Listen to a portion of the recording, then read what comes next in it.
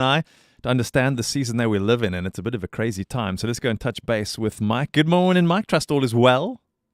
Yes, good morning, Brad. Good morning to the listeners, and a happy Youth Day to you as well. Yeah, and to you, Mike. We've got lots to talk about this morning, but I just want to get this off my chest. We don't have to talk about the rugby, that's okay.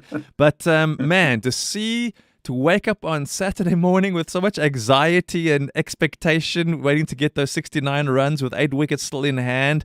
Got a bit crazy there in the middle. We waited. We saw character. We saw patience. We saw determination.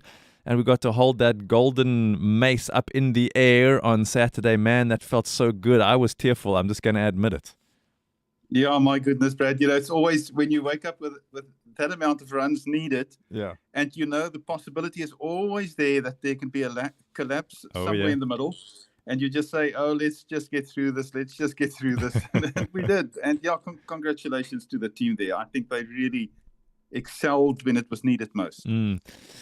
Yeah, Mike, let's chat a little bit about Iran, because I know you're close to what's going on in the Middle East. You've got so many connections. It's a place you visit often.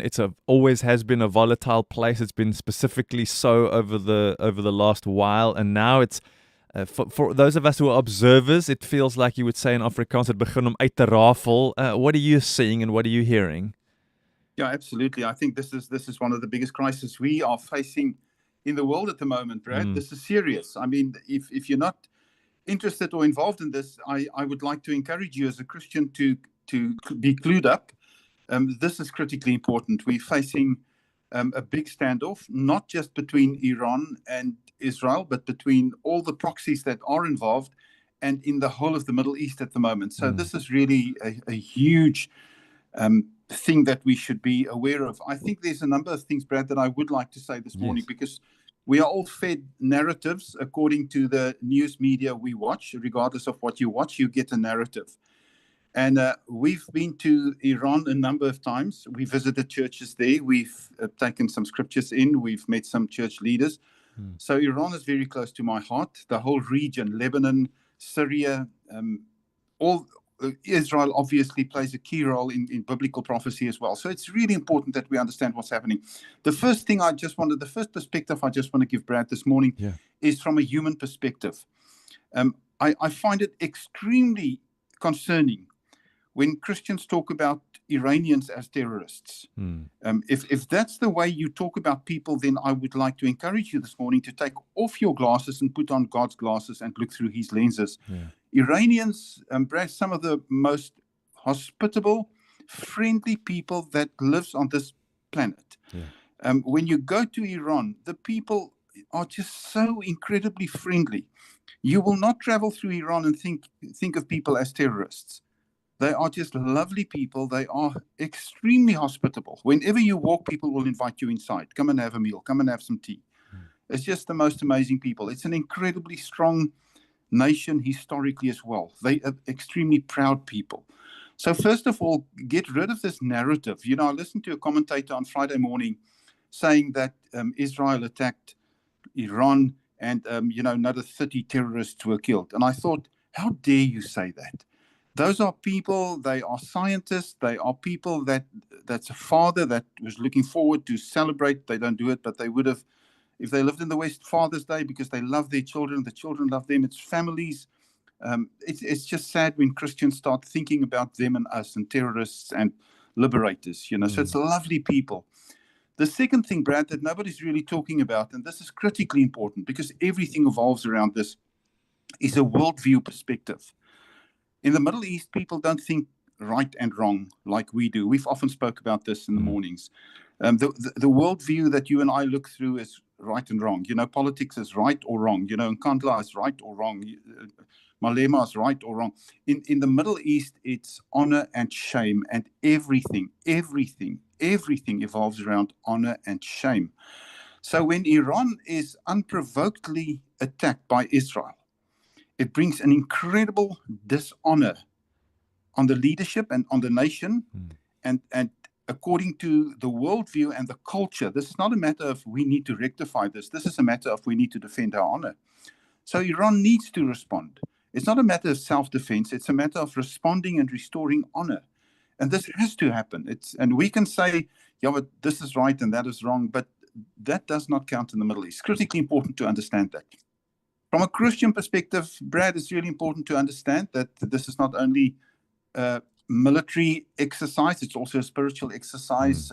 Iran at the moment is the country per capita that has the biggest revival in the world. More people are coming to know Christ in Iran than any other country. And it's really important to understand this, that it's a country where Christ is moving in a mighty way. And we should not be ignorant about this, that there is, Brad, we talk about a guesstimate. Nobody really knows because it's a secret church. There's it's still one of the most closed countries. But we talk about approximately 2 million converts in the underground secret church in Iran at the moment. That's massive. So we find a strong church as well. And we really need to pray for the church in Iran, because this is one opportunity to reach out to people who live in fear.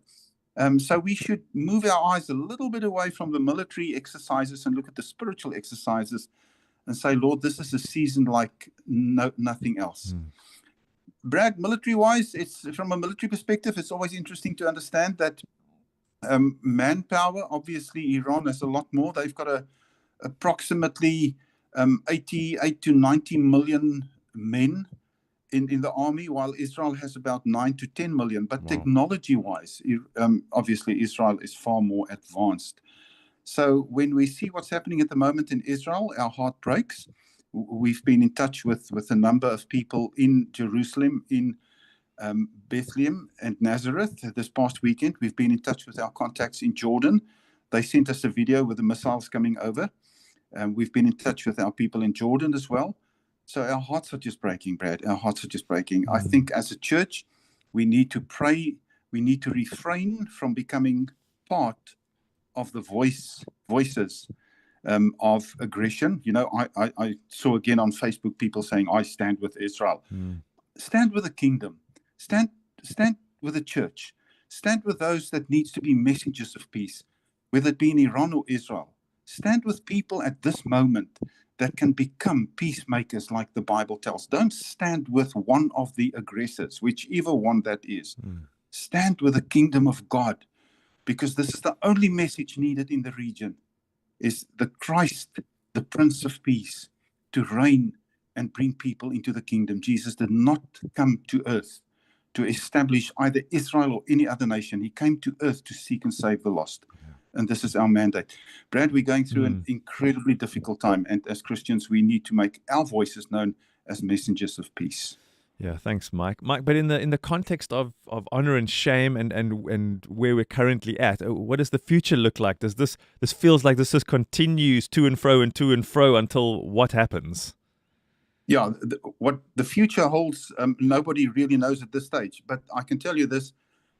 Iran said that if Israel stops attacking them, they will stop.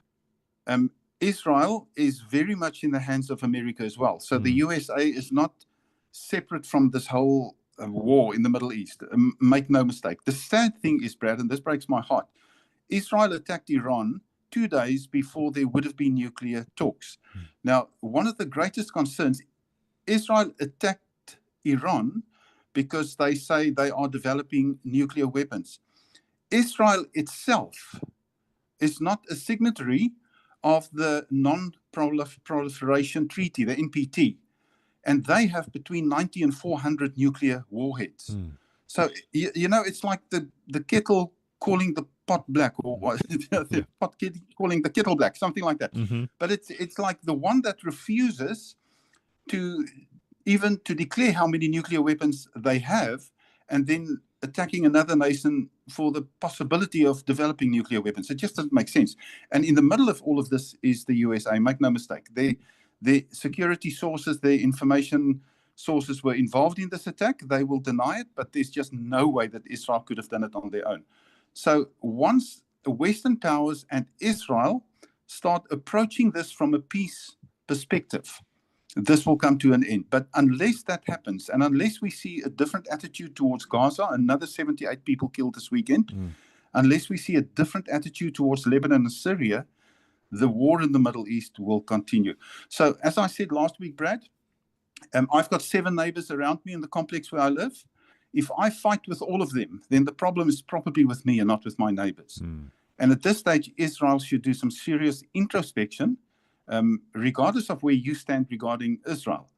They are at the moment at the core of every conflict in the region, and maybe some good self-introspection should be worthwhile. And Mike, if you're bringing the US into this equation, what are the chances of Iran wanting to flex some kind of military power against the US for the same reason that they might be attacking Israel?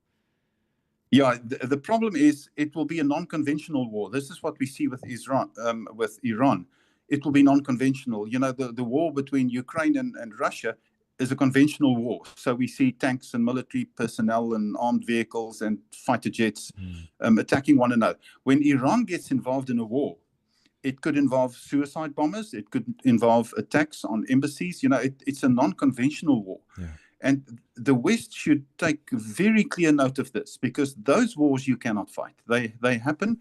America has never won, not in Vietnam, nowhere, a non-conventional war. So they should be aware of this. Iran also has its proxies. It's got Hezbollah, it's got Hamas, it's got the Iraqi military groups, it's got the Syrian military groups, and it's got the Houthis in Yemen. Israel has got all the Western allies. So once again, we see a fight West and East, which is desperately sad, because we so much want the message of peace from the West go into the East and share with people that God so loved the world that he sent his son. Let us as Christians be those messengers, Brad. So it will develop into a more than just a regional war, and we need to guard against that. So we all can hear from what Mike shared this morning where we need to be praying. Mike, thanks for your insight and your input, valued on a Monday morning. So grateful. And to our listeners, you can check out the video on Facebook Live again. Share it. It'll be available as a podcast for you as well on kpulpit.co.za or off our app. Mike, massive thanks to you. Thanks for giving up part of your morning as well on your Youth Day and to come and chat to us. We'll catch up with you again in a week. I know you want to know just my thoughts on the rugby, Brad. You may as well, Mike. I didn't want to bring it up necessarily. There's only one excuse why we lost. Yeah? They were better than us. Well, there you go. Yeah, okay. They were great. Brad,